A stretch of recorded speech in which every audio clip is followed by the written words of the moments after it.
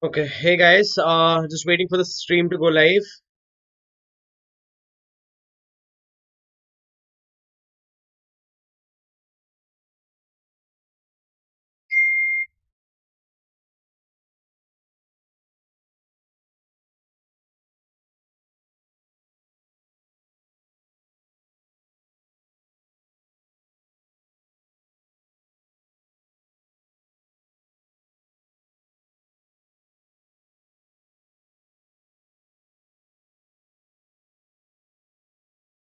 Right. So I'll just put the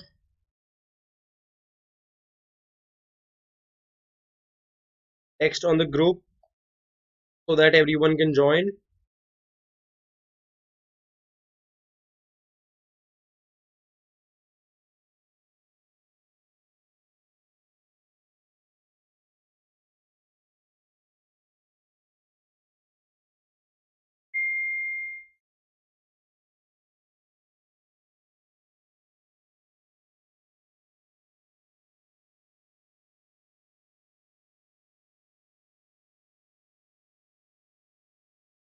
Okay, so let's see who all are live. If you guys can hear me, do give me a hello. Meanwhile, I'm going to begin the class.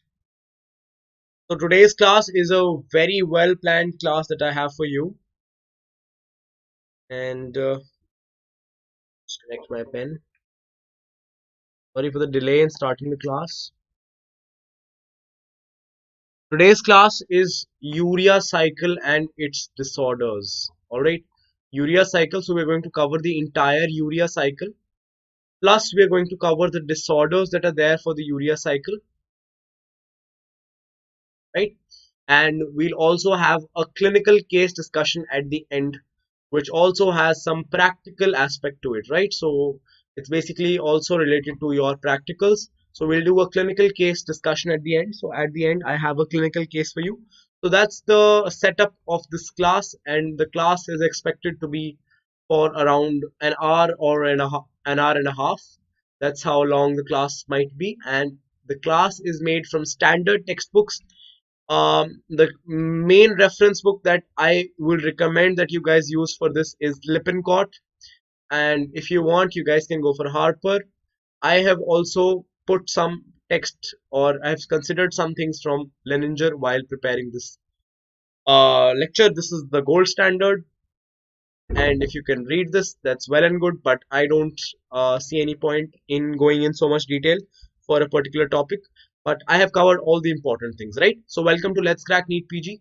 Here you are going to have the top educators, quality content, as you will see in today's lecture as well, and you are assured a great learning experience. About me, my name is Chetanya Mittal. I am an MBBS from All India Institute of Medical Sciences, that is AIMS, New Delhi, right? And I'm going to talk about urea cycle and its disorders. I'm going to talk about urea cycle and its disorders. So I'm going to really focus on the disorders as well. So we'll also do the cycle. We'll also have a mnemonic to help you remember the cycle. Although I don't think you should rely on a mnemonic to remember something so fundamental for your MBBS, right? So let's start with the subscription pitch. My main aim to for the subscription pitch, I am not asking you to buy a subscription right now. First of all, I want you guys to download the Unacademy learning app. Go to the Play Store on your phones, search for Unacademy. You will just write U and see the Unacademy icon. Just download and install the Unacademy learning app. Okay, you will have the option there to get a free plan. You will first be asked to put your email, you will be asked to put your phone number, you will be asked to basically log in, and then you will be asked that what exam are you preparing for. Select NEET PG, or if you're preparing for some other exam, do that. And then you will be asked to unlock the free course, and for that you will need my referral code. You can use my referral code Chetanya10. Okay, you are allowed to use this referral code to unlock the course free of cost. Okay, so use the referral code Chetanya10, and you will have the top educators. You will get access to all their courses, right? And you can see a lot of them are also from AIMS, just like me. And we all are preparing special classes for you, right? And these are all free live classes which you can unlock with a free plan, right? And I've also made some free live classes for you, which you can see are going to be there on my profile. This is the link for my profile. Okay, you can go ahead and look at my profile and see. I made a class on A to Z applied anatomy of the breast, coronary circulation, basal ganglia, arteries of the upper limb. So there are so many free live classes for you guys to watch. And as far as plus courses are concerned, you can see a lot of educators, a lot of these top educators, they're making top quality plus courses for all of you. And I've also made a course on gastrointestinal physiology, which is a complete course in itself for understanding gastrointestinal physiology. Then there are batches running for syllabus completion, which are so in 6 months, or they're 6 month batches, there are 1 year batches, which will cover your entire syllabus for your NEET PG in this time period, and they will give you the content that is required to crack these exams. Okay? So go ahead and you can also attempt the test series. There are free test series, and then there are locked tests which are available with a plus subscription, right? So you can see there is a NEET PG T20 mock test. Okay, go ahead, attempt it. It must be available on the application. And there's a comprehensive syllabus coverage for all subjects. You can see there are multiple courses that are being made for all of these subjects. And it gives you flexibility to learn from the educator of your choice, in the language of your choice, at the time of your choice, and you can watch the lectures as many times as you want.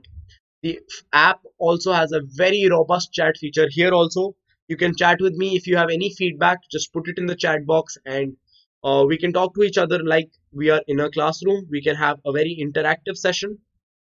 We have the options of interactive polls, and we have the ability to learn anytime and anywhere we want. So go ahead and install the Unacademy Learning app. Now I have to tell you about the subscriptions that are there. So in the subscriptions, I must tell you about the Unacademy Iconic subscription. So this is the best plan that is there for Unacademy, where you get the best of Unacademy and you get the best of Prep Ladder, right? So Unacademy has recently acquired Prep Ladder for $50 million. Okay, because Unacademy is India's largest online learning platform. Prep Ladder was the top app for medical preparation, where top faculty like GRG sir, Apurv Mehra sir, all of these, they are teaching their various subjects. You get live classes, live batch courses, live tests, live quizzes, and here you also get Prep Ladder video lectures and its question bank, updated question bank 2.0, along with the rapid revision course, which also includes handwritten notes that are going to be there for all these lectures, right? Unacademy Plus versus Unacademy Iconic. You get all the benefits of Unacademy Plus. You also get all the benefits of Prep Ladder, right? Now I want to tell you about the Iconic pricing, right? If you want to know about the pricing structure, for 1 year Iconic costs 55,000, and 2 year it costs 77,000. Okay, so I would say that you go ahead with the 2 year plan, or if you are finishing, then do the 1 year plan, right? And don't forget to apply my magical referral code, that is Chetanya10. Just apply this code for any course that you purchase. As a new user, purchase any course, apply this referral code. You can do it for NEET PG, you can do it for NEET UG, you can do it for IIT, you can do it for UPSC, whatever course you are purchasing. Just remember to apply a referral code, and that referral code should be Chetanya10. You will get a 10% off, and just proceed to pay. You can pay in installments. Remember, you can pay in no cost EMI. Okay, with the credit card, with a debit card, you can pay in no cost EMIs. Then you can also have a plus course. In plus course, I will say that if you want to try, take the 3 month plan. It is most economical for people who are wanting to try it. Then I would recommend 1 year and 2 year plans for you. 1 year plan is well priced, under 25,000. 2 year plan is less than 35. It's around 35,000. It will cost you 36,000 with my referral code Chetanya10, right? This is where you have to apply the referral code. There's an option to apply here, and you will have referral code applied, and this is where you apply the credits. Just click on apply. The credits would get applied, and your cost would be adjusted. So let's start with today's lecture. Are you guys ready? Are you guys ready for today's class on urea cycle and its disorders?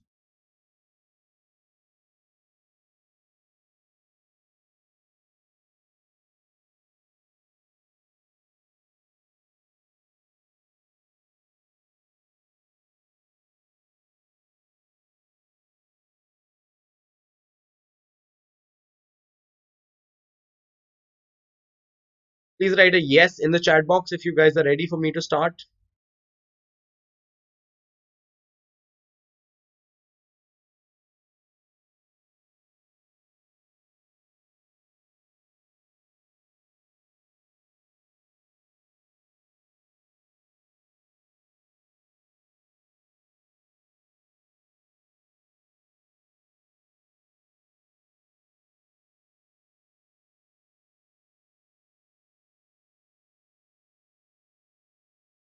Okay, cool. Let's start, guys. So first, before we talk about the urea cycle, we have to talk about why does your body need to convert your ammonia into urea. Why does your body have this need to convert ammonia into urea? So what you study at your 11th and 12th level is that ammonia requires a lot of water for its excretion, so you have to convert ammonia to urea, right? And it's very important for you to keep ammonia levels in your blood low. So urea cycle is very important, because if the urea cycle slows down, the urea cycle, it slows down, your ammonia will accumulate. And ammonia accumulation is very bad because ammonia is a very, very toxic substance, and ammonia needs to be excreted very quickly. Ammonia is a very toxic substance. Now we'll see why is that. Okay, just have a look here. What happens? You know that this is your conversion. This is a very simple conversion. Alpha ketoglutarate, it converts via glutamate dehydrogenase. There is an enzyme known as glutamate dehydrogenase. It converts alpha ketoglutarate into glutamate, and then glutamine synthetase is an enzyme that uses ATP to convert glutamate to glutamine. So what will happen if there is ammonia accumulation? If there is accumulation of ammonia, if ammonia accumulates, you will need to utilize NH3. You will need to utilize NH3, right? So what will you do? What will you do? You will have to use a lot of ammonia to convert alpha ketoglutarate into glutamate, right? So you will have to form a lot of glutamate because ammonia will take this reaction in the forward direction. So you will be depleting alpha ketoglutarate, which is a product or which is a intermediate in the citric acid cycle. So you will be diverting a substrate of the citric acid cycle. That's the first reason why ammonia is toxic, right? And ammonia is again utilized in conversion of glutamate to glutamine as well. So you want to convert ammonia to the glutamine form, right? Because it's less toxic. Now glutamate, it is used to form GABA. Now if ammonia is in excess, glutamate will get converted to glutamine. It will not allow glutamate to accumulate. Because of that, your citric acid cycle is not working. Why? Because alpha ketoglutarate is less. Also, there is an enzyme known as alpha ketoglutarate dehydrogenase. Ammonia is also an inhibitor of that. Ammonia is an weak inhibitor of that particular enzyme. So that is why citric acid cycle will be running low, and the conversion of glutamate to GABA, the conversion of glutamate to GABA will be less. Why? Because glutamate is being constantly channeled into glutamine because of excess of ammonia. So less GABA. GABA is an inhibitory neurotransmitter in your brain. So there will be excess accumulation of excitatory stimuli in your brain. So this is also going to have very serious impacts on your brain. And then finally, glutamine, it is osmolar, so it will cause cerebral edema. Because of its high osmolarity, it will cause cerebral edema. So that is why ammonia has a few reasons of its toxicity. The first reason is related to alpha ketoglutarate. The second reason is related to GABA. The third reason is related to osmolarity and cerebral edema. So this is a very important question that is asked, that why is ammonia toxic, and that is how you have to exactly answer this question. You will draw this, you will write about alpha ketoglutarate being depleted in the brain, you will write about alpha ketoglutarate dehydrogenase being inhibited by ammonia, you will write about less production of GABA, you will write about accumulation of glutamine and increased osmolarity causing cerebral edema. You can also write that ATP is constantly used for the synthesis of glutamine, because glutamine synthesis requires ATP. So that is why, that is the first reason why the presence of ammonia would be very toxic, especially to your central nervous system, especially to your central nervous system. Okay. Hi Arun. This is the first reason why ammonia toxicity would occur and why it is so specifically toxic for the central nervous system. So all the symptoms that you will see for hyperammonemia, they will be related to the central nervous system. They will include irritability, they will include lethargy, they will include dizziness, right? So the symptoms of hyperammonemia, they will first start to affect your brain, right? They will first start to affect your brain, right? So now let's start with the urea cycle. Let's start with the urea cycle. Arun, do you have any doubts? If you have any doubts before we begin, you can let me know.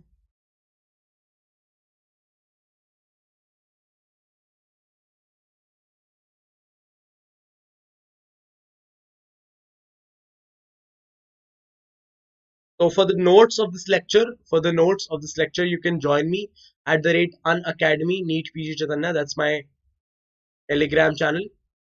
You can join me there.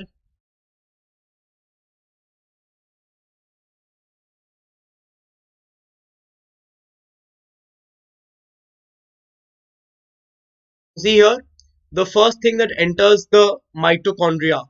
What is the first step of the cycle that we have to see? Let's for now, what I'm going to do is, for now, just don't look at all of this. Just don't look at all of this. For now, let's put all of this on ignore.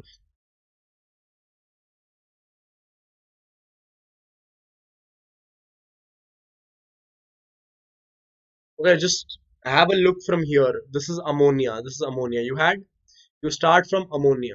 Okay.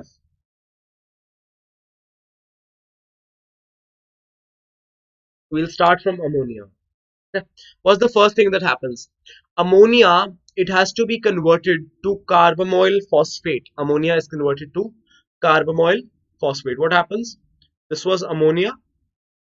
You add you cause its carboxylation. You add CO2. You add carbon from here, and you also add ATP. You also add ATP for phosphate because you have to synthesize carbamoyl phosphate. And in this step, you are utilizing two ATPs. Remember, in this step, you are utilizing two ATPs.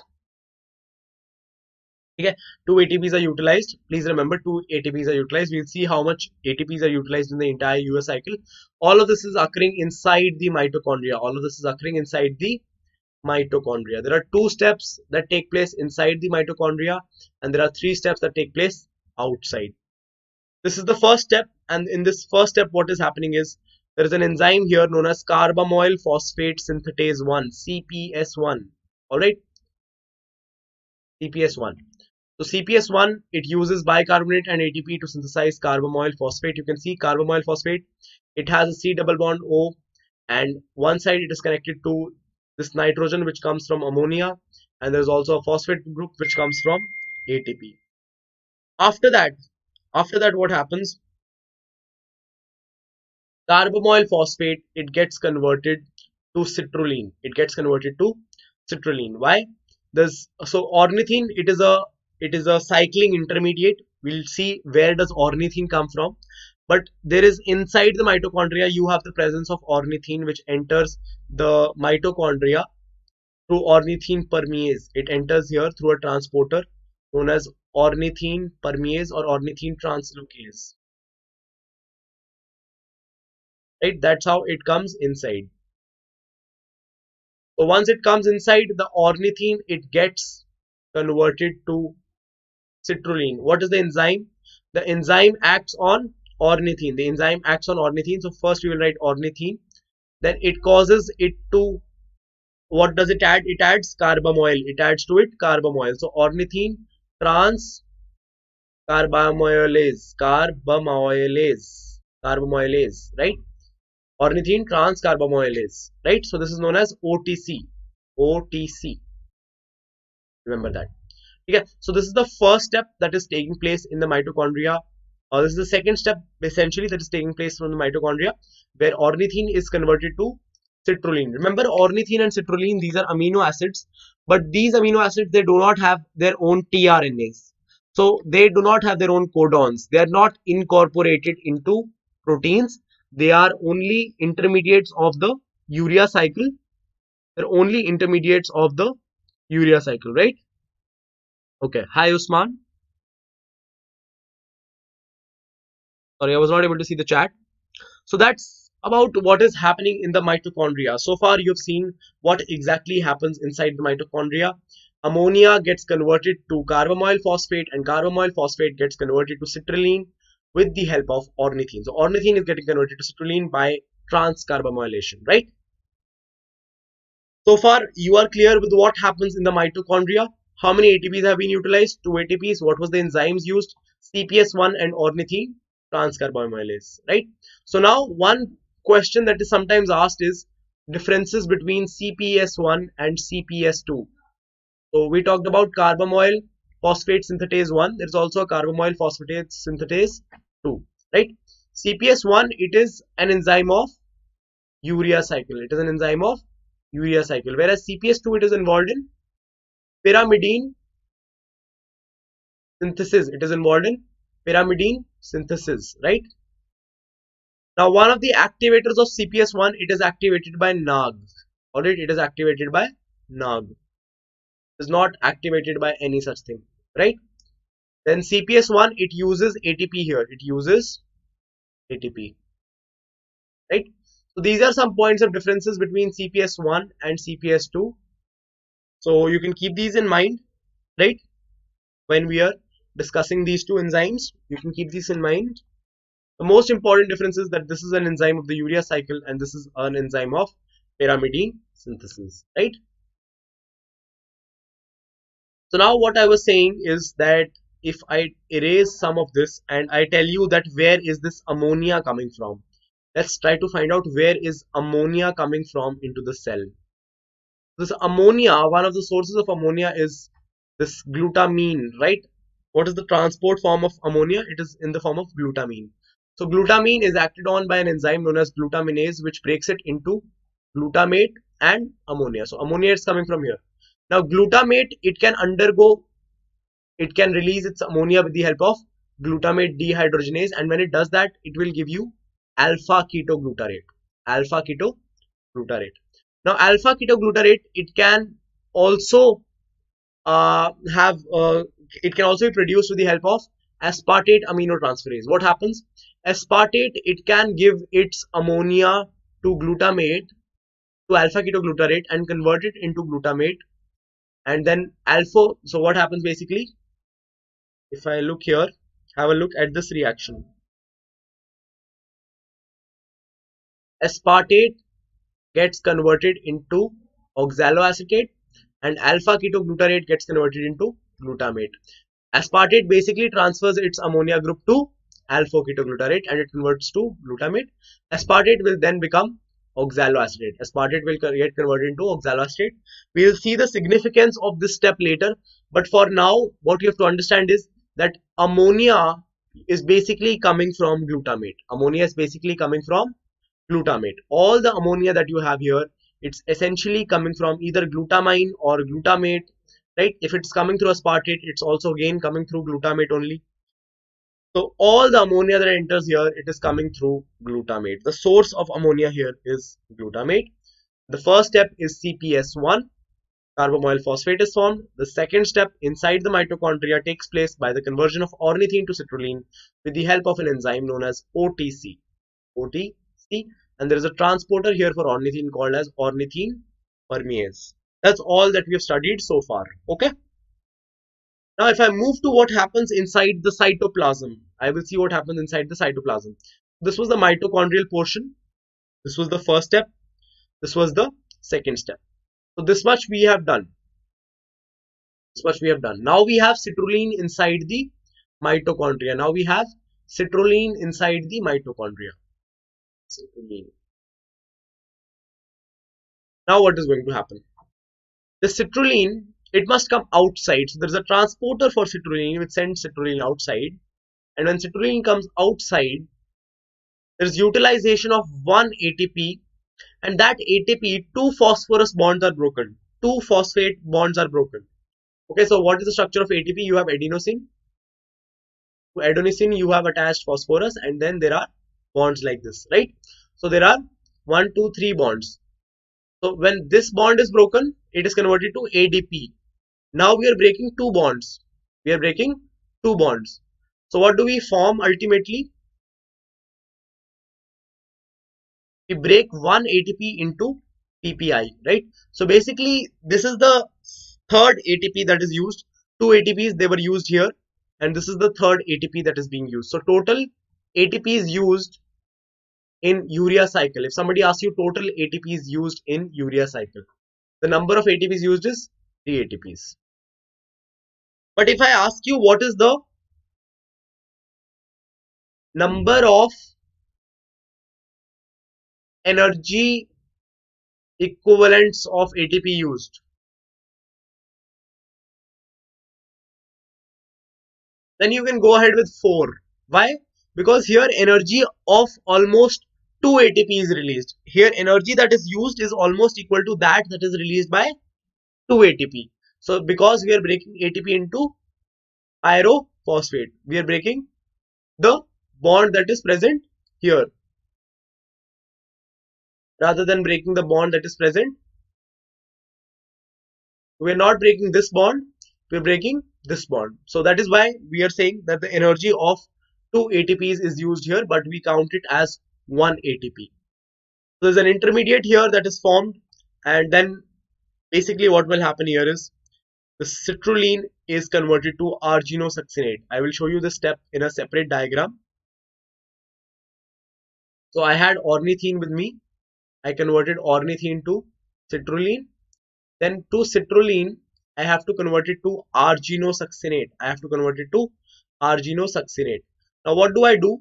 To citrulline, I add ATP and I break it into PPI. Other thing that I add here is aspartate. I add aspartate. This aspartate will be the source of the second nitrogen that will be present in urea. What is the structure of urea? NH2, C double bond O, NH2. So there is a carbon here that comes from CO2, and there are two nitrogens. One nitrogen comes from glutamate, which basically comes from as ammonium ion, and this one comes from aspartate. This one comes from aspartate. You can see here aspartate here aspartate breaks down, and aspartate nitrogen will be incorporated here. The nitrogen of aspartate will be incorporated here. Okay. So now you have the formation of arginosuccinate using ATP and aspartate, right? Now once arginosuccinate is formed, arginosuccinate, there is a, so the enzyme here is known as arginosuccinate. What is the enzyme here? Enzyme here is basically going to be so okay. Look here, this is a more simplified diagram which I've shown. The enzyme is known as arginosuccinate synthetase 1. Alright, you don't need to remember the one. Just remember it is arginosuccinate synthetase. Just remember it is arginosuccinate synthetase. You can see the other enzymes. I'll show you this diagram later on as well. Alright.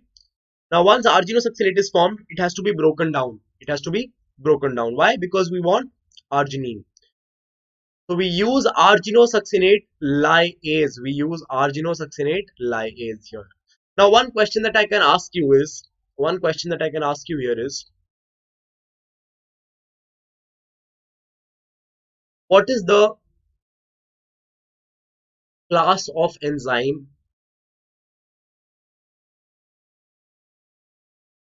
I'll do it on a new screen. So I'll do it later. Let me first complete the cycle. Or should I ask you? Okay, I'll ask you. Which class of enzyme does arginosuccinate lyase belong to?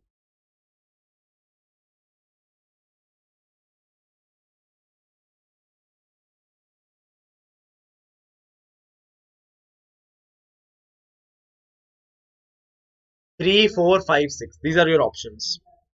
Can you tell me the answer? Can you tell me the answer to this question?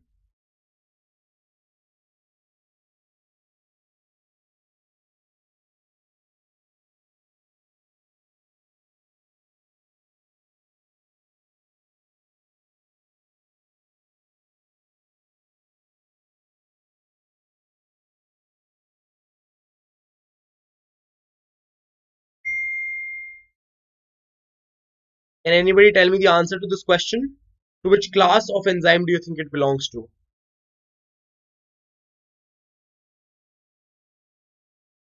3, 4, 5, 6. I hope you are aware of this classification.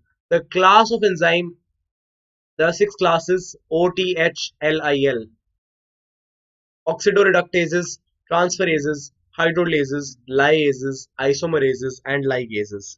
So this belongs to class 4. It is a class 4 enzyme. So answer is option B, right? One fun fact, the enzyme arginosuccinate lyase, the nomenclature of this enzyme is 4.3.2.1. That's why I really find this enzyme interesting, because its IUPAC name is 4.3.2.1. This is the class, then you have the subclass, and then you further have its subtypes. All you have to remember is that it is a lyase. You can remember that it is a lyase. It's there in its name, right? It's a class 4 enzyme. Okay. So after we are done with that, you have to look here. This is arginine, right? This is arginine. Then arginine is converted to ornithine. Arginine is converted to ornithine. How is arginine converted to ornithine? How is arginine converted to ornithine?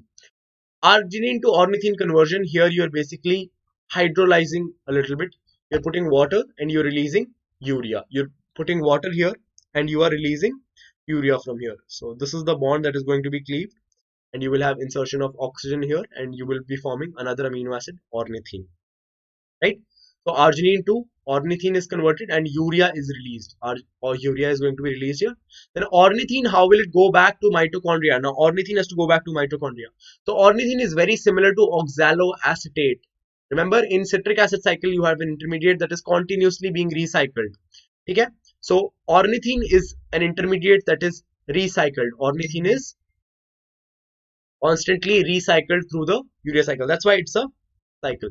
So basically ornithine, it will go inside, and there here you will have a ornithine permease or ornithine translocase.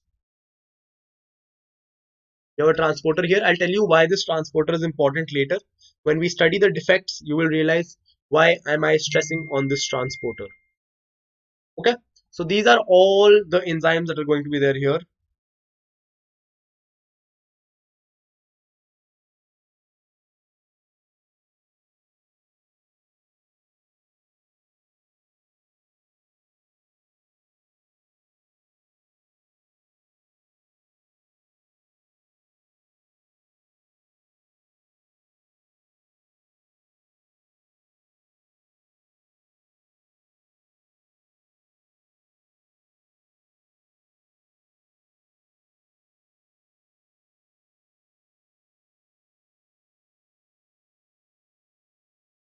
Okay, right.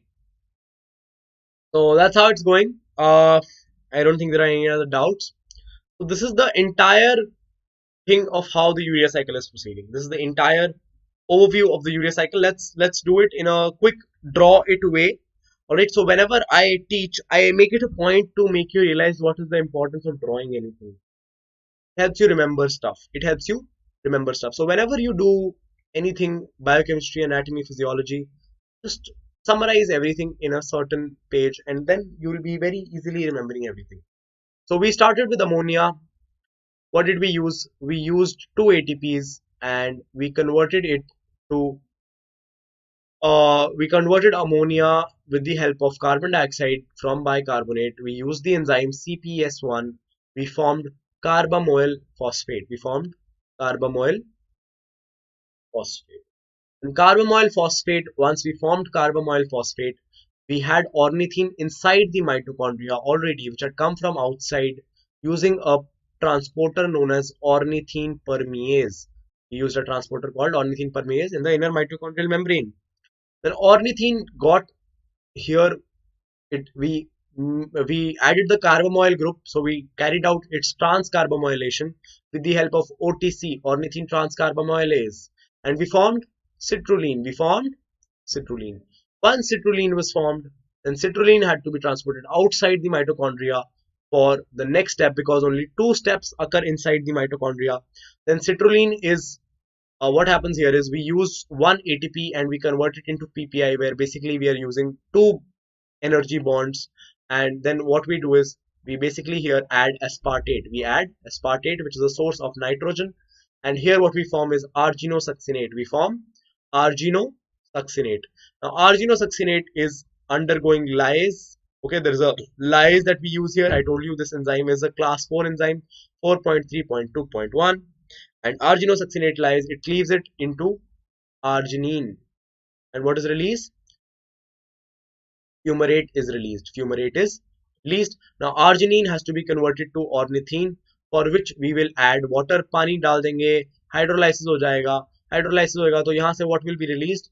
Urea will be released, and ornithine has been recycled to enter the mitochondria through ornithine permease. So that's the entire urea cycle for you. That's the entire urea cycle for you, and we have more or less covered the entire urea cycle. Now what we can talk about here is a mnemonic for remembering it, but I think you should not go for a mnemonic for such a crucial thing. You should try to draw it once or twice. It will be in your head forever. All right, so if you want to do a mnemonic, we can do it here for the urea cycle. The mnemonic that I liked here on the internet was occasional argument. Occasional argument. Here what is important is O. O is ornithine. C is carbamoyl phosphate. The other C is citrulline. Then AS is for arginosuccinate. Arginosuccinate, and the Jnal is non-useful. Arg is useful because it is coding arginine. Right?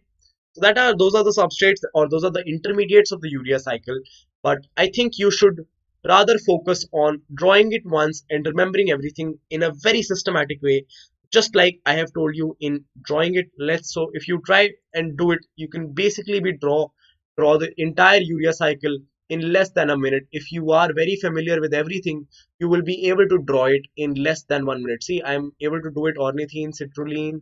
Citrulline comes outside. Citrulline is outside. Citrulline combines with, you have ATP, you have aspartate, and citrulline will get converted into arginosuccinate. And arginosuccinate, it will undergo lysis with the help of lyase, and lyase will convert it into arginine. What is released? Fumarate is released here. Then arginine is converted to ornithine with the help of water. What is released here? Urea is released. The purpose of this entire cycle was to release urea, get ornithine, and then ornithine is, with the help of ornithine permease, goes inside the mitochondria. So this was the entire urea cycle. You see, I have recited it in less than 1 minute, right? So that's all it takes, and all you have to do is just draw it once or twice. It will be ingrained in your head. Okay? Don't go for a mnemonic here. I am one person who will always tell you to go for a mnemonic where it is needed. Otherwise, you will get confused. This is not required according to me. If you still want to use it, you can go ahead and use it. Do remember that these two things, these two C's, carbamoyl phosphate and citrulline, both of these are present inside the mitochondria. Both the C's, ठीक है, C वाले जो भी हैं वो सब mitochondria में present है, ये याद रख लेना, ठीक है. C वाले जो स्टेप है वो माइटोकॉन्ड्रिया में हो रहे हैं. Formation of carbamoyl phosphate and formation of citrulline, both these steps they are occurring in mitochondria. Rest everything is occurring in cytoplasm. We are utilizing 3 ATPs and energy equivalent of 4 ATPs is being used. ठीक है. Now what is this? What is this? ये क्या लग रहा है देखने में? What does this look like? Can you tell me what does this look like? This looks like a bicycle. Am I right? There are 2 cycles. This is Krebs cycle. This is urea cycle. Now if I have 1 cycle and now I have 2 cycles, so this becomes a bicycle. This is called as Krebs bicycle. This is called as Krebs bicycle. So let's imagine Krebs uncle ji hai, and Krebs is sitting on this cycle. So this is Krebs bicycle. This is called as Krebs bicycle. Now what is the significance of Krebs bicycle? Why am I telling you about this? So basically, you know, here oxaloacetate, it gets converted to citrate here, and this is ornithine getting converted to citrulline. What is getting added here? Carbamoyl phosphate. Now carbamoyl phosphate, from where does it derive its nitrogen? It derives its nitrogen from here, right? So there is a nitrogen getting added here. Then you have aspartate, which also contributes ammonia, which also contributes nitrogen, right? Then amino acids, they will basically form aspartate. Amino acids will also form acetyl CoA, which will enter the Krebs cycle. So this is the upper part. This is the connecting here. And then here you also have a connection between ATP and ADP. This urea cycle, it will be using ATP. It uses ATP, so it will provide ADP. And the Krebs cycle, it produces ATP, so it will provide ATP. So the ATP and ADP are constantly being cycled between these two. Similarly for NAD plus and NADH. Okay, so that's how this entire machinery is working. There's a coupling between the Krebs cycle and the urea cycle, and I will show you something. This is known as the aspartate arginosuccinate shunt of the citric acid cycle. So what happens if there is excess energy? If there is excess energy, right? This aspartate that is produced in the citric acid cycle. So what happens? This is the citric acid cycle. Citric acid cycle, one of the intermediates is oxaloacetate. If oxaloacetate starts to accumulate, oxaloacetate, what it can do is it can take a nitrogen from glutamate and get converted to aspartate, which is basically the malate aspartate shuttle. And aspartate, it can move outside, and when aspartate moves outside, what happens to aspartate? Aspartate, it can enter, it can combine with citrulline to form arginosuccinate. It can combine with citrulline to form arginosuccinate. And when arginosuccinate is acted upon by a lyase, it divides into arginine and fumarate. Now this fumarate can re-enter the citric acid cycle. The fumarate can re-enter the citric acid cycle through the aspartate arginosuccinate shunt of the citric acid cycle. This fumarate will form malate. This fumarate will form malate, right? So fumarate can again enter as malate. Malate will go inside, and malate will again enter the citric acid cycle. So from oxaloacetate, you can make malate if you go along this route, right? You can also go along this route, but there is a aspartate arginosuccinate shunt of the citric acid cycle. So there is a connection between the, so if sometimes a question is asked, relation between citric acid cycle and urea cycle. So basically you can draw Krebs bicycle, very standard concept, Krebs bicycle, okay, and you can draw this aspartate arginosuccinate shunt of the citric acid cycle.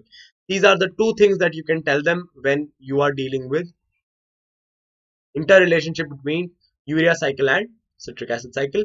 This part is occurring inside the mitochondrial matrix. There is some part that occurs in the cytoplasm. So there are some commonalities between the urea cycle and the Krebs cycle, right? Now we come to the regulation of urea cycle. What is the regulation of urea cycle?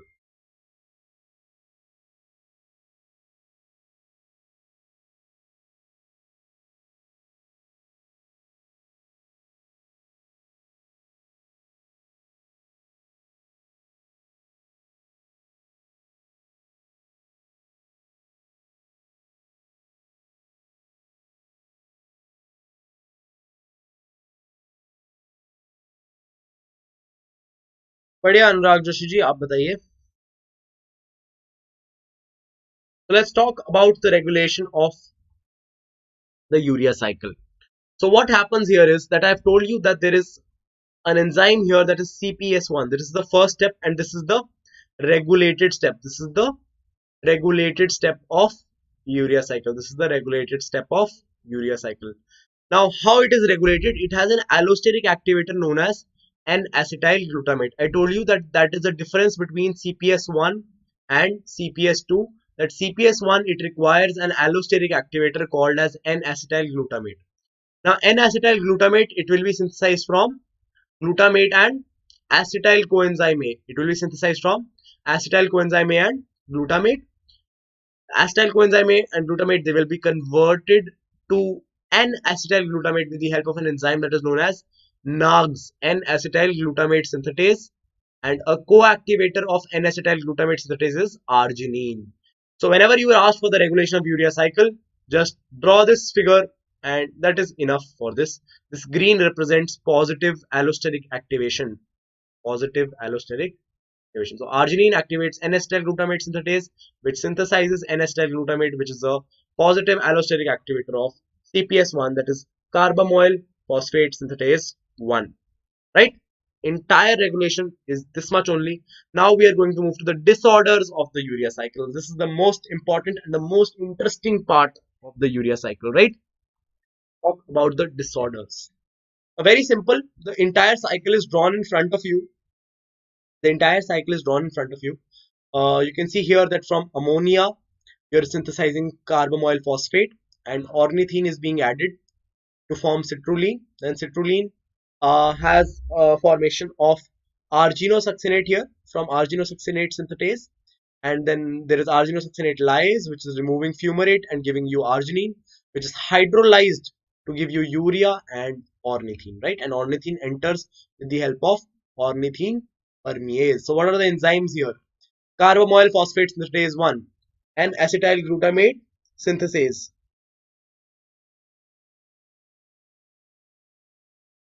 Yeah, so wait, carbamoyl phosphate synthetase 1 is here. There is ornithine transcarbamylase. Then there is arginosuccinate synthetase, arginosuccinate lyase, and arginase. So these are the main 5 enzymes of the urea cycle. There are main 5 enzymes of the urea cycle. Each of these have their own defect. 5 enzymes of the urea cycle. Besides that, when I talked about the regulation of urea cycle, I told you that there was an enzyme known as N-acetyl glutamate synthase, which is used to form N-acetyl glutamate, which is must for the activity of CPS1. So for this enzyme to function, you also need N-acetyl glutamate synthase. So there is another enzyme called as NAGS. And then one more place where there can be a defect is a transporter of ornithine, where ornithine is entering into the mitochondria. This transporter is known as ornithine permease, and there is a defect for this transporter also. So there are 7 total defects that can be associated with the urea cycle. There are a total of 7 defects that I can associate with urea cycle. 5 enzymatic defects, 1 defect of the allosteric activator, and 1 defect of a transporter molecule. 7 total defects are there for the urea cycle disorders. There are 7 possible places where you can have some error in the urea cycle, right? Very clear. Keep this concept crystal clear that there are 7 places where this occurs. So hyperammonemia type 1, there is a first disorder is hyperammonemia type 1. Okay, so hyperammonemia type 1 means that the first step is not being catalyzed.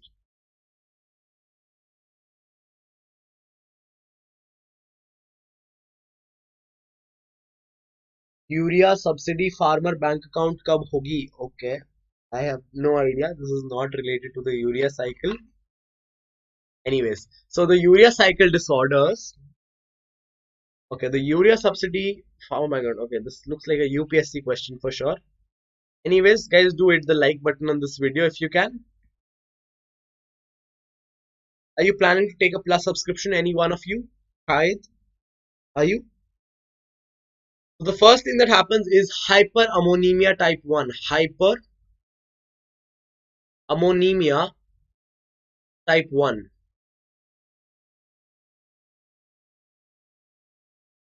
So what is happening here? All of these names of these disorders are based on the accumulation of their previous substrate. So for example, if this enzyme is defective, what will accumulate?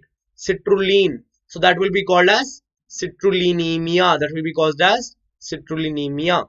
Similarly, we will see all the other defects and then you will realize that what I am saying is absolutely correct. So see, hyperammonemia type 1 is a deficiency of the first step. For the first step, you needed 2 enzymes. So hyperammonemia type 1 can be due to a defect of CPS, that is carbamoyl synthetase 1, and it can also be due to a deficiency of N-acetyl glutamate synthetase. So there are 2 possible reasons of hyperammonemia type 1. Hyperammonemia type 2 is due to a deficiency of ornithine transcarbamylase, OTC. Hyperammonemia type 2 is an X-linked disorder. I'll tell you which is an X-linked disorder. All rest are autosomal recessive. So hyperammonemia type 2 is an X-linked disorder due to OTC defect. OTC is ornithine transcarbamylase, that is hyperammonemia type 2. अब second year start हो रहे, patho और pharma में कौन सी books पढ़े? Okay, see very standard books for second prof.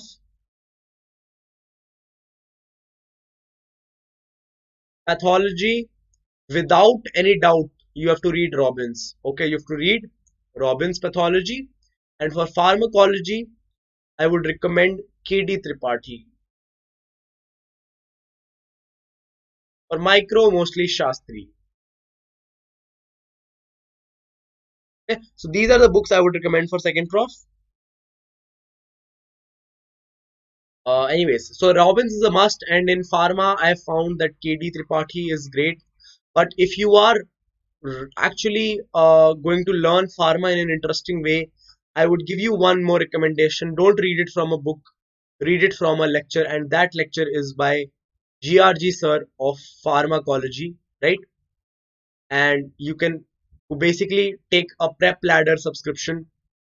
Basically, I would recommend you take an iconic subscription of Unacademy, and from there you should learn. Iconic subscription, I've told you the pricing for 1 year plan and 2 year plans, and if you do take that, use my referral code Chetanya10. Okay, so you can talk to me about that in our discussion group also. We can discuss that, and I can guide you better for that.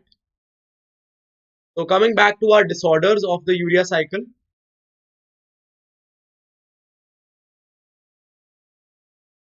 let's come back to the disorders.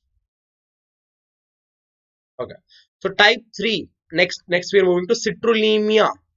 I told you if there is a deficiency of Arginosuccinate synthetase 1, the defect is known as Citrullimia, accumulation of citrulline, right?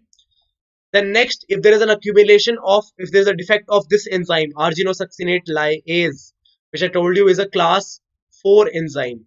So you will have accumulation of arginosuccinic acid. So arginosuccinic acid urea, arginosuccinate acid urea, which is also called as Trichorexis nodosa, is also called as Trichorexis nodosa, right? The next thing that you are studying is a deficiency of arginase 1. Okay, remember there is also an enzyme known as arginase 2 which is present in kidney. Arginase 1 is present in liver, arginase 2 is present in kidney, and arginase 2 is involved in the availability of nitric oxide for vasodilation in the kidney. Okay, it has no role with regards to the urea cycle. Arginase 1 is related to urea cycle, arginase 2 is related to kidney, not to the liver. Okay, and then if there is a deficiency of arginase, you will have argininemia, because arginase will not be there, urea will not be formed, there will be accumulation of arginine. The next disorder is this transporter. This transporter here, it is a disorder of the ornithine permease. And this is known, this is the most famous question that I've seen in quizzes. It is called as the triple H disorder. It is called as the triple H disorder. First most important question, if I say from the urea cycle disorders that can be asked, is triple H syndrome is deficiency of ornithine permease, and in that you will have hyperornithinemia first, right?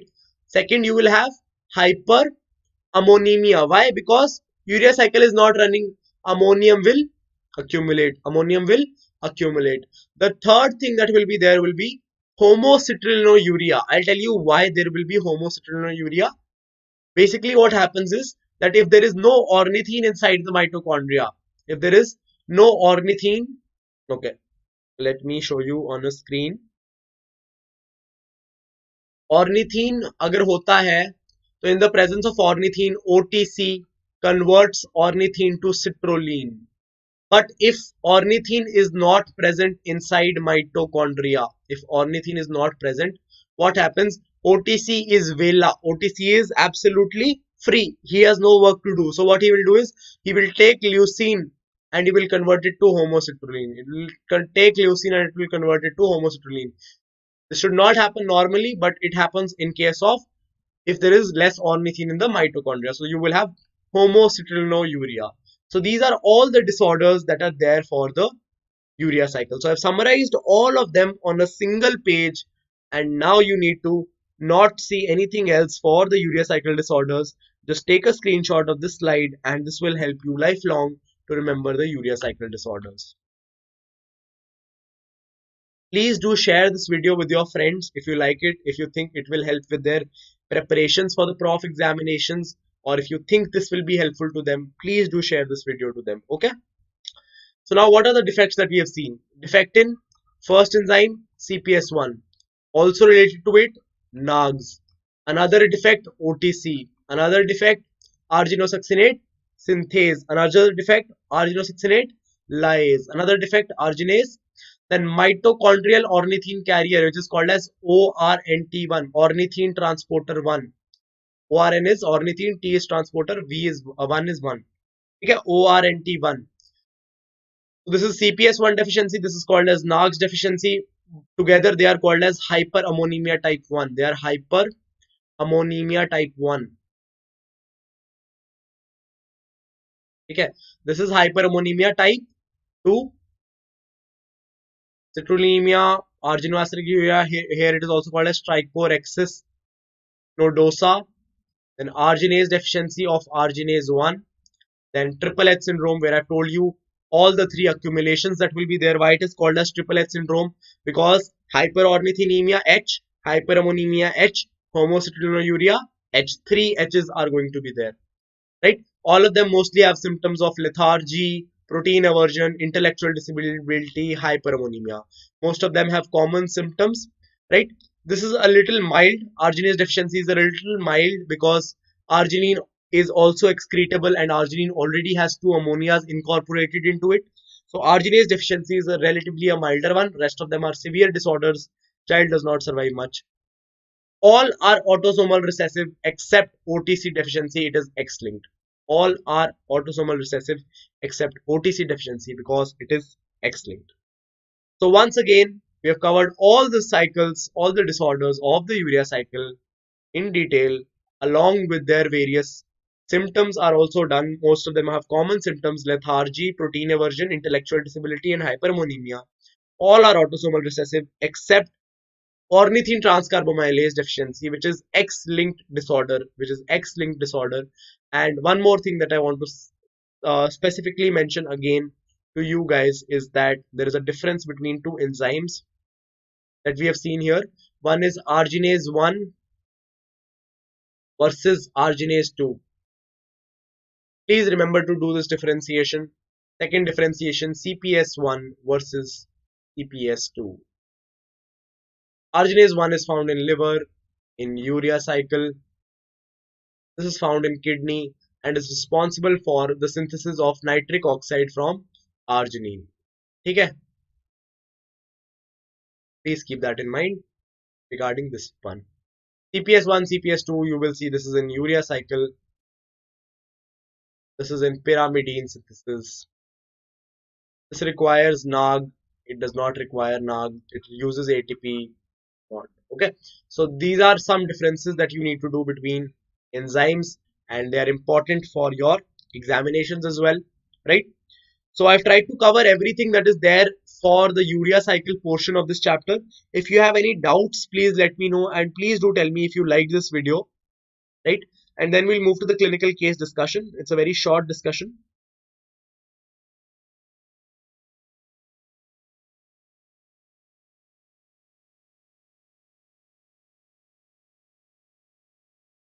Let me know if you liked this video. I would really appreciate it if you did, and do hit the like button on this video.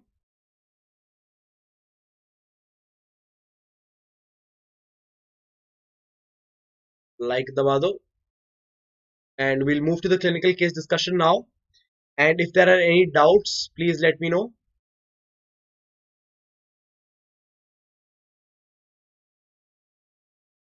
And please do one more thing as well. Please share this video to your friends. Video को share कर दो to your friends who you think will be benefited for their prof preparations with this video, right? Because I am planning to make a first prof series, and if a good number of you are watching, it will really motivate me. I will try to complete your entire first prof in such short videos. I'll complete all the topics, and you will not even have to read the book for such topics. You will just have to see the video. You will just have to take screenshots of 5 or 6 slides, and that will prepare entire chapters of your MBBS first prof. Okay? So chalo, let's move to the clinical case discussion. We'll move to the clinical case discussion. A 45-year-old man. Okay, and one more request. You can please join my Telegram channel. Unacademy, NEET PG, Chetanya, right? That's the link. If you want, I can put it in the chat as well.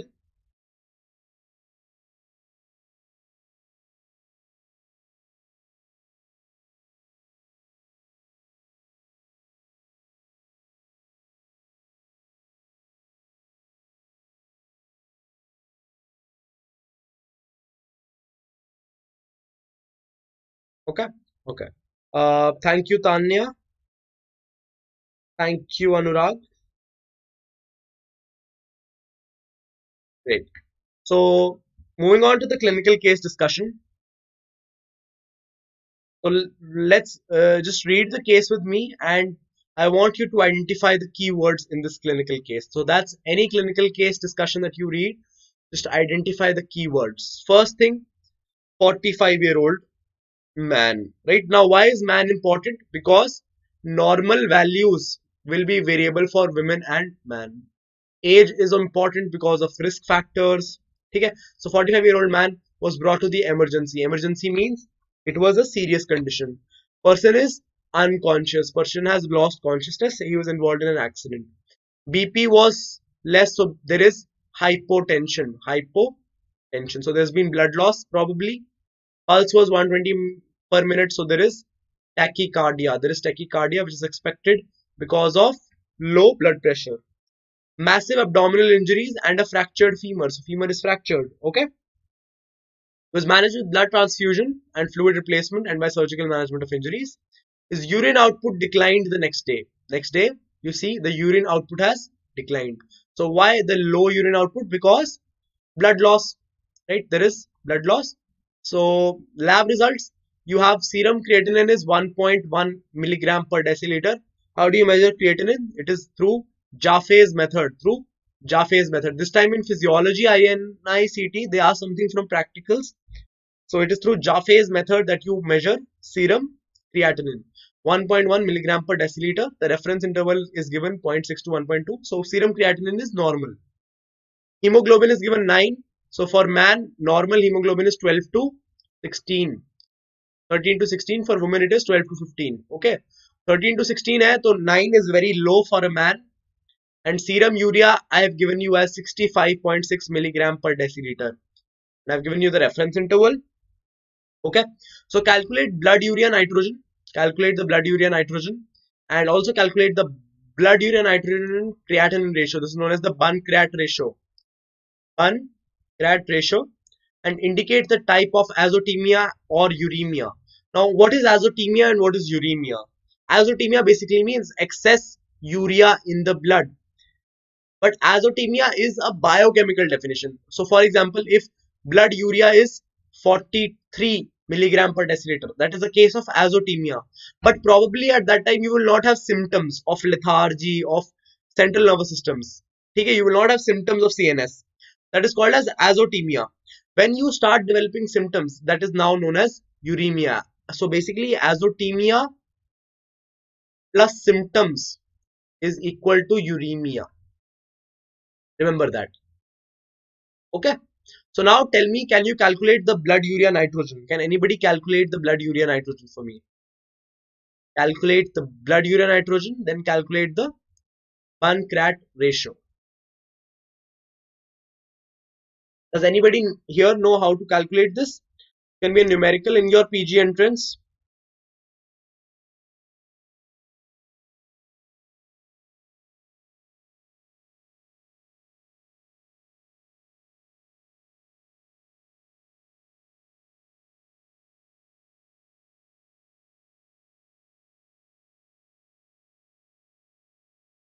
Okay.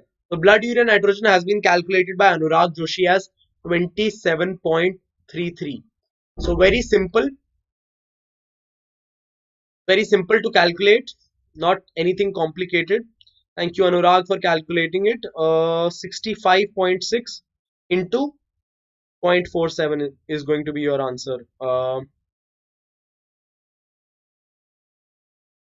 It's around 30. I think it's around 30. Yeah, okay. Blood urea by 2.4. Basically, how you calculate it is,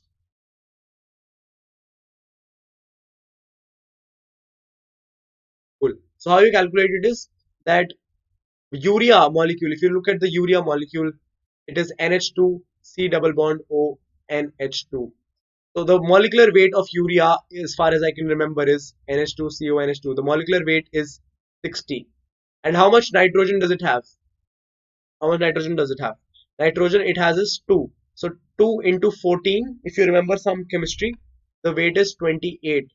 So basically, in 1 mole of urea, you will have 60. And so equivalent nitrogen will be 28. So basically 28 divided by 60 into 65.6. That's what you have to do. So you can divide this as per convenience. Divide by 4. Let's do it by 4. 7 by 15. So 7 by 15, you will have approximately, yeah, he's right.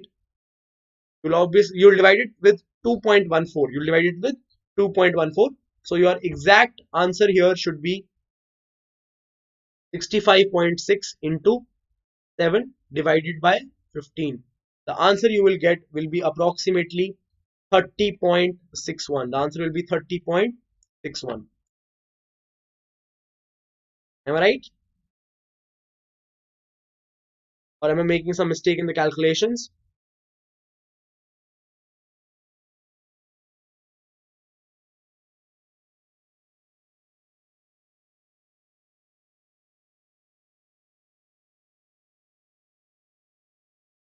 Made some mistake, do let me know. Okay. And then basically the next thing that you have to calculate is the Bunn-Krat ratio. So you know the blood urea nitrogen is given to you, then you have to divide it with the plasma creatinine that was given as 1.1. So basically your Bunn-Krat ratio here, it will be greater than 30, right? It will be greater than 20, sorry. The Bunn-Krat ratio here will turn out to be around 27.83.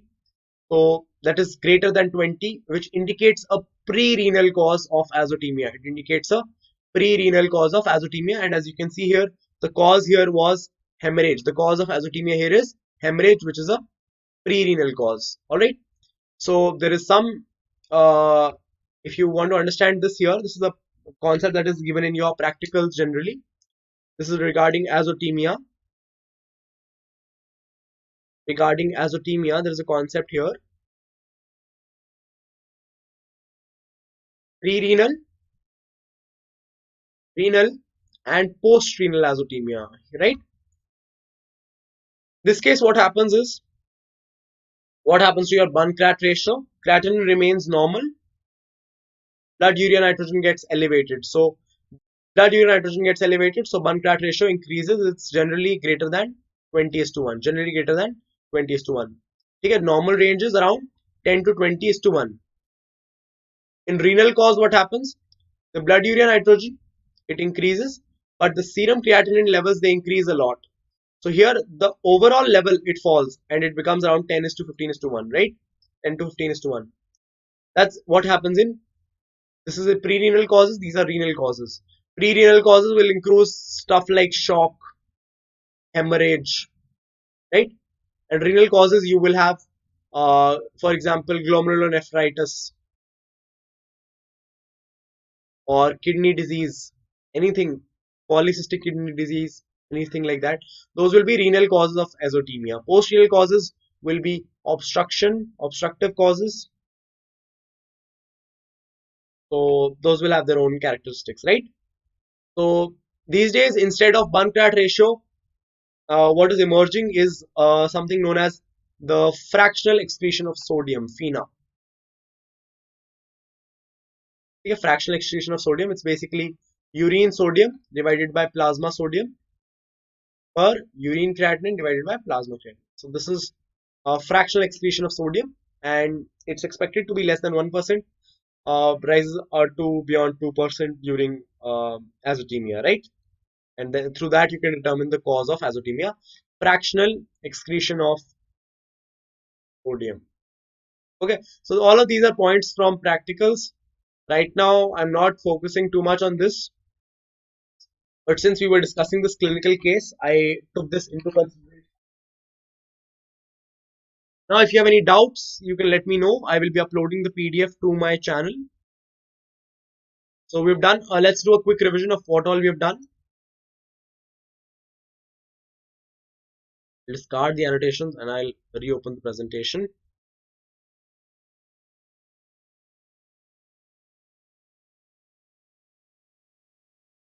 Anurag, I would say go ahead. So for this lecture, I have prepared this lecture from Lippincott, Harper, and Lellinger. These are the three books that I have referred for this lecture. Besides that, if you want to read, I would say that go ahead and read most of it from Lippincott. For some topics, go for Harper. Alright, Harper is otherwise a very beautifully written book. Lellinger is too detailed for students like us. Also, I want to do an Unacademy quiz. Would you guys be interested right now to do a quiz on the Unacademy Learning app? Would you guys be interested in doing a quiz on the Unacademy Learning app? So why is ammonia toxic? It's very simple. I'll create a quiz. I'll create a quiz for you guys right now.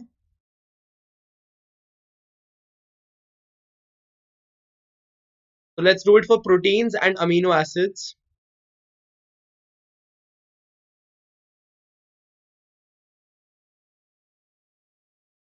I'll do 20 questions.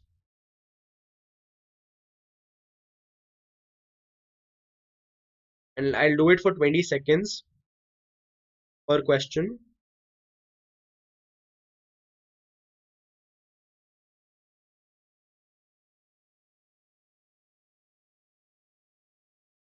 So the quiz code, I'll tell you the quiz code, guys.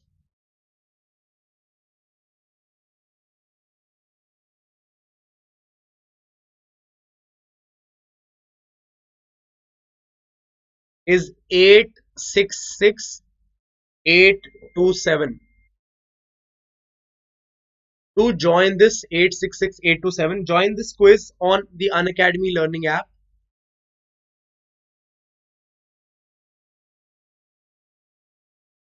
I'll also put it on my Telegram channel.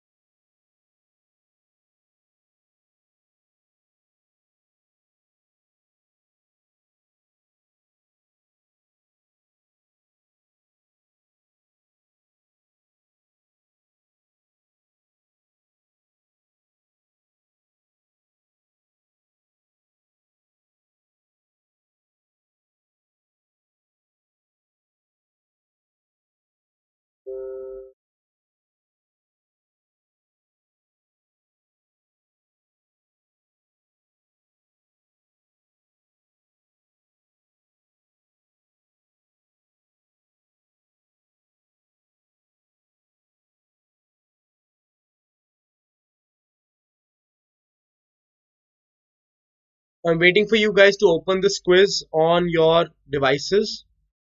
866827 is the quiz code.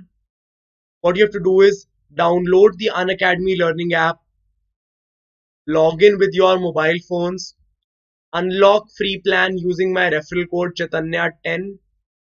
Go to test, and there you will have the option to join quiz. There it will ask you for a code. Enter this code 866827. Okay.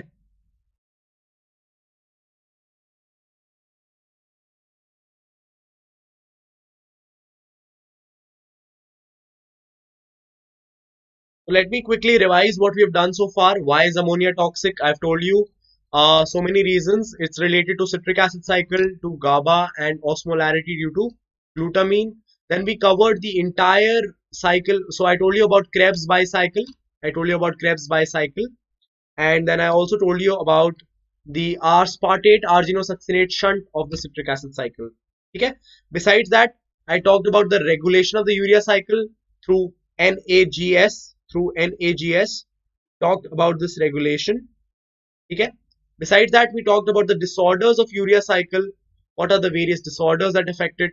I told you there are 5 defects of the enzymes directly involved, then defect of N-acetyl glutamate synthase, and defects of the ornithine transporter, that is known as ORNT1, right? So this was the entire summary. OTC is an X-linked defect, all rest are autosomal recessive. Then we did a clinical case discussion where I have discussed the Bun-Crat ratio for you guys. Okay? So please differentiate between serum urea levels and blood urea nitrogen, because in blood urea nitrogen we only talk about nitrogen here. Okay?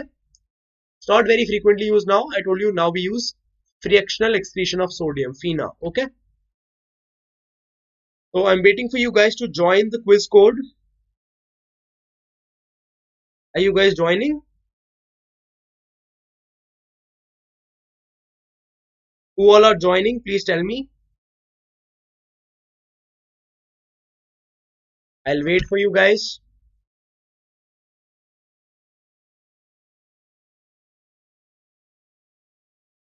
Let me just write it down here.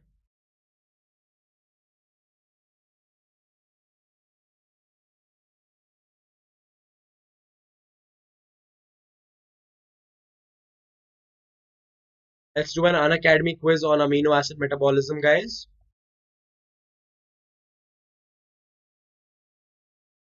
Quiz code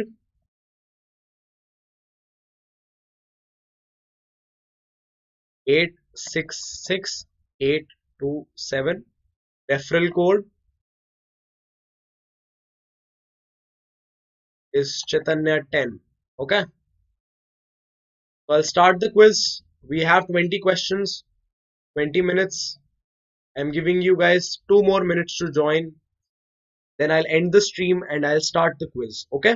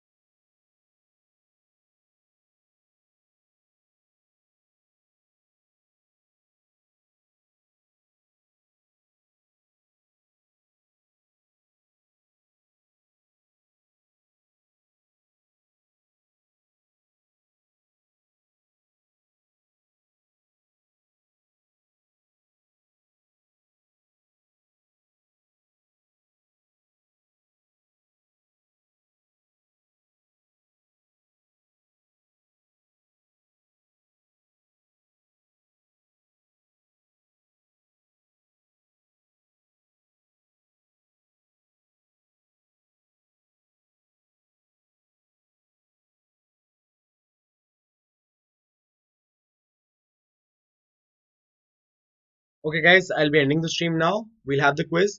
Thank you so much for watching the video. Thank you so much for watching the video. Do hit the like button if you like this video, and like I told you, do share it with your friends who are preparing for the first prof. Use my referral code Chetanya10, or you can also use my referral code SPCM to take any plus subscription. You'll get a 10% off. Do subscribe to the channel Let's Crack NEET PG and hit the bell icon for notifications. To drop a comment in the YouTube videos to let people know that you like the content. And you can follow me and you can join me on Telegram at the rate Unacademy NEET PG Chetanya. That's our Telegram channel where you can join us. Bye bye. Take care.